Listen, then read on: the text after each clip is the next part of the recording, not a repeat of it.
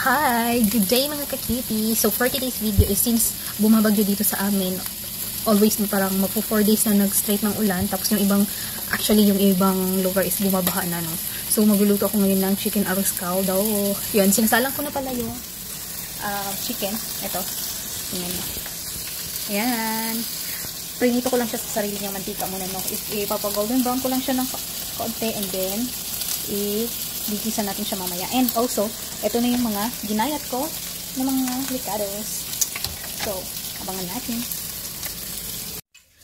So, ayan na nga mga ka-cutie. Ito na yung ating chicken. Medyo golden brown na siya. Pwede na yan sa akin. And then, kung nakikita kayo yung buto, yan yung buto ng thigh. Tinanggal ko lang kasi yung partner ko nagre-reklamo siya kahit konti lang naman yung buto, no? So, ayan, nahulog pa tuloy. Lol. And then, maggisa na tayo ng ating mga ricados. Ayan, inuna ko na yung luya. Ayan, nabubulol ako. Bakit ba? Hindi ko alam. Ayan. I-mix lang natin siya ng mabuti or i-saute. Saute English yun. Ayan, isunod na natin yung bawang at saka sibuyas. Pinagsabay ko na, parehas lang din naman yan. So, ayan, siguro mga 2 to 3 minutes. Pag end, naaamoy nyo na yung aroma niya. Pwede nyo nang ilagay yung chicken na set aside kanina. Ayan.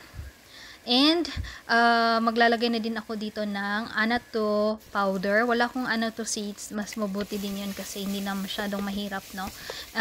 Ito, powder, mas madali na din. Then, halu-haluin lang natin siya ng mabuti. And, naglagay na din ako ng bigas. Wala akong, ang tawag niyan, basta yung malagkit na bigas, yan lang yung ihahalo ko. So, ayan.